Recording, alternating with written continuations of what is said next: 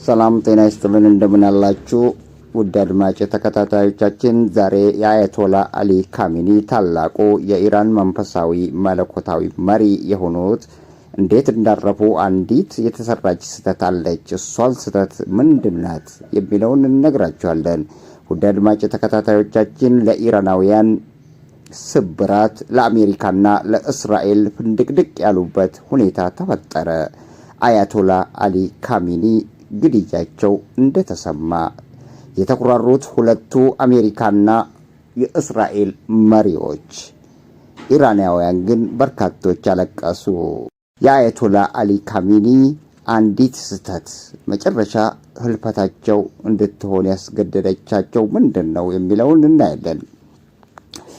9 ሰዓት አካባቢ ማለት እንደ ኢትዮጵያ አቆጣጠር ከሆነ ከምሽቱ 3 ሰዓት ማለታችን ነው አካባቢ ላይ በኢራን አካባቢዎች የሚገኙ በኢራን ከተሞች ላይ የተተከሉ የአየር መቃወሚያዎች ማንቃጨል ጀመሩ። የአሜሪካ ድሮኖችና የእስራኤል ድሮኖች መምጣታቸውን አመላካች ናቸው። በዚህን ወቅት ላይ ተደናገጡ ኢራናውያን። በተለይ ባለስልጣናቱ ጀነራሎቹ በተጠንቀቅ መቆም ጀመሩና ወዲያውኑ የአውሮፕላኖቹን የድሮኖቹን እንቅስቃሴ በሰማይ ላይ መመልከት ጀመሩ። አውሮፕላኖቹ የሚያንዣብቡት መሪ መንፈሳዊ መሪና ለ40 ዓመታት ሀገራቸውን ሲመሩ የነበሩት አያቶላ አሊ ካሚኒ ያሉበት ስፍራ አካባቢ ላይ በአንድ ግቢ ውስጥ ሆነው ስብሰባ በመስጠት ላይ የነበሩበት ሁኔታ ስለነበረ እዛ አካባቢ ላይ ድሮኖቹ ሲመላለሱ ተስተዋሉ።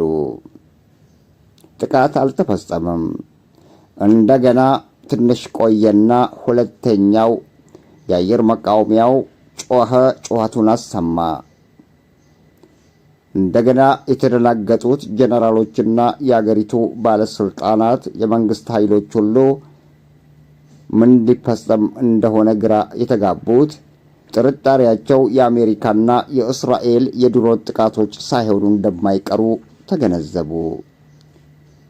በዚህ ወቅት ላይ ድሮኖቹን ሲመለከቱ ታዲያ አያቶላ አሊ ካሚኒ ወዳሉበት አካባቢ ላይ ድሮኖቹ ላይታቸውን ሲንዣበቡ ማየታቸው ደግሞ ግርምትን ፈጠረባቸውና ወዲያውኑ ስልክ ደወሉ። አያቶላ አሊ ካሚኒ ወዳሉበት አካባቢ ላይ አያቶላ አሊ ካሚኒ በወቅቱ የት ነበሩ? አያቶላ አሊ ካሚኒ በግቢያቸው ውስጥ በአንዲት የስብሰባ አዳራሽ ውስጥ ነበሩ። በዛች ስብሰባ አዳራሽ ውስጥ እንዲሰበሰቡ በአገራቸው የደህንነት ሁኔታ ላይ ንግግር ለማድረግ የአገሪቱ ጀነራሎች፣ የአገሪቱ ባለስልጣናት ገሚሱ እዛ ስብሰባ ላይ እንዲገኙ ተጋበዙና ስብሰባውን ሲመሩ ነበር። በአገር ጉዳይ ደህንነት ሁኔታ ላይ አገራቸውን እንዴት ከጠላት መከላከል እንዳለባቸው፣ ምን ማድረግ እንዳለባቸው በሚለው ዙሪያ ላይ በውይይት ላይ ነበሩና ድሮኖቹ ላይታችሁን ሲጃበቡ ግን እሳቸው እዛ ግቢ ውስጥ እንደነበሩ ተረጋግጧል። በዚህን ወቅት ላይ ሁለተኛው የአየር መቃወሚያው ሲያንቃጭል መልእክት ተላከላቸው ለታላቁ መንፈሳዊ መሪ አያቶላ አሊ ካሚኒ። ቦታውን ለቀው በፍጥነት ይህን ቦታ ለቀው እንዲሄዱ ተነገራቸው። ችላ አሉ። እንደገና ትንሽ ቆየና ወደ 9 ሰዓት ከ45 ደቂቃ አካባቢ እንደገና ሶስተኛው አንቃጨለ። የአየር መቃወሚያ መሆኑ ነው። ራዳሩ ጮኸ፣ ከተማውን ረበሸው። በጣም የተደናገጡት ባለስልጣናትና ጀነራሎች እንዲሁም ይህንን ሁኔታውን ሲከታተሉ የነበሩት የጣቢያው የራዳሩ ጣቢያ ሰራተኞችም በአጠቃላይ ነገሩ ግራ ሲገባቸው ወዲያውኑ ለአያቶላ አሊ ካሚኒ ስልክ ተደወለላቸው። አያቶላ አሊ ካሚኒ ቦታውን በአስቸኳይ ለቀው እንዲወጡ ተነገራቸው። ከትንሽ ደቂቃ ኋላ ደግሞ መኪና በራቸው አካባቢ ላይ እንደሚጠብቃቸው ተነገራቸው። እንደገና ድሮኖቹ አንዣበቡ። ማንዣበብ በጀመሩበት ወቅት ላይ ከተማው እንደገና ተረበሸ። አያቶላ አሊ ካሚኒ አሁንም በስብሰባው አዳራሽ ውስጥ እንዳሉ ናቸው። ከእሳቸው ጋር የነበሩት ጀነራሎቹና ሌሎች የአገር ጉዳይ ላይ ውይይት ሲያደርጉ የነበሩት ሁሉ ተደናግጠው ውጪ ይወጣሉ፣ ይመለሳሉ። ግቢው ተረበሸ። በዚህ መሃል ላይ እንደገና ሌላ ጥሪ ደረሳቸው። እባክዎን በአስቸኳይ ይህንን ቦታ ለቀው መሄድ አለቦት፣ አለበለዚያ ግን ከተወሰነ ደቂቃዎች ኋላ እናንተና ግቢው ለጥቃት ይዳረጋል አሏቸው። የአሜሪካና የእስራኤል የድሮን ጥቃቶች ሊፈጸሙ እንደሚችሉ ተነገራቸው። ምክንያቱም አየር ድሮኖቹ ሲታዩ የአሜሪካና የእስራኤል ስለነበሩ የተረጋገጠ መሆኑን ተነገራቸው። ከዛ እሳቸውን ታርጌት ኢላማ አድርገው ሊያጠፏቸው እንደሆነ ተነገራቸው። እዛ ውስጥ ያሉ ሁሉ ተደናገጡ። ነገር ግን አያቶላ አሊ ካሚኒ አሁንም በማመንታት ላይ ናቸው። ልሂድ አልሂድ። በዚህ መሃል ሌላ የመጨረሻው ስልክ ሲደወልላቸው 9 ሰዓት ከ55 ደቂቃ ላይ በፍጥነት በ2 ደቂቃ 3 ደቂቃ ቦታውን ለቀው የማይሄዱ ከሆነ አለቀላችሁ ተባሉ። የፈለጉትን ያምጡ፣ አልሄድም አሉ። እሳቸውም እቺ አንዷ ስህተት ነበረች። አልሄድም፣ የፈለጉትን ያምጡ የምትለዋ ታላቁን የኢራን መንፈሳዊ መሪ አያቶላ አሊ ካሚኒ በአየር ድብደባ ጥቃት እንዲደርስባቸውና ህልፈታቸው እንዲሆን ያደረገችዋ እቺ የመጨረሻ የተነፈሷት ስህተት እንደነበረች ተነግሯል።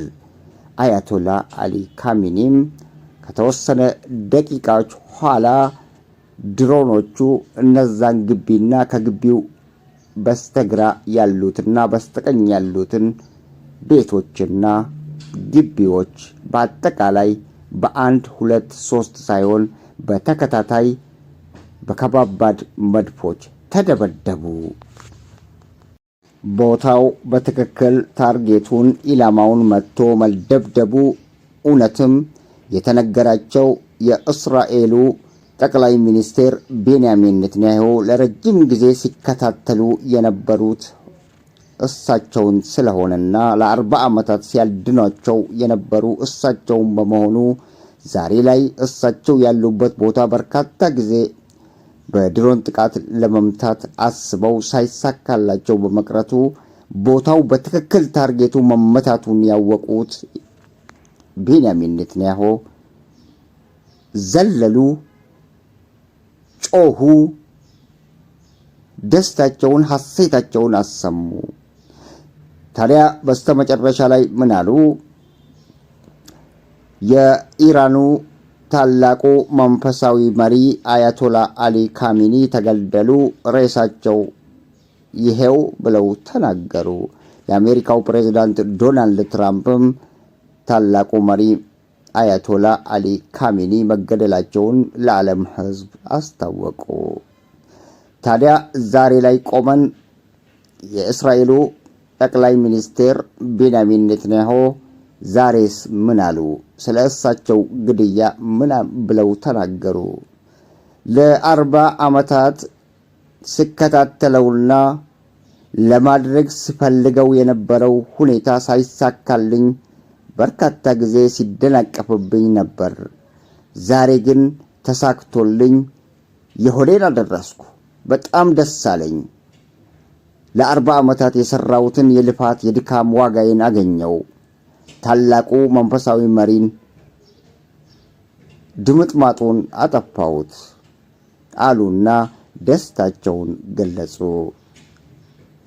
ለኢራናውያን ስብራት፣ ለሁለቱ መሪዎች ግን የደስታ የፌሽታ ቀን ሆኖ አልፏል። ውድ አድማጭ ተከታታዮቻችን ዛሬ የተደሰቱት ጠቅላይ ሚኒስቴር ቤንያሚን ኔታንያሁና የአሜሪካው ፕሬዝዳንት እና ሌሎች እሳቸውን የማይፈልጉና እሳቸውን የሚጠሉ ሰዎች ብቻ ናቸው። ግን እሳቸውን ለሚወዱና ለሚያፈቅሩ ሁሉ ዛሬ መጽናናቱን እንመኛለን። ታላቁ መሪ በእንደዚህ አይነት ሁኔታ ከዚች ዓለም በሞት ህልፈታቸው ሊሰማ ችሏል። ትንሿ ስህተት ለእሳቸው ሞት ሆነች። ውድ አድማጭ ተከታታዮቻችን በሌላ ፕሮግራም እስከምንገናኝ ድረስ የዛሬውን እዚህ ላይ እንፈጽማለን። ስለተከታተላችሁን እጅጉን አድርገን እያመሰገናችሁ ቸር ያገናኘን እያልን ባይ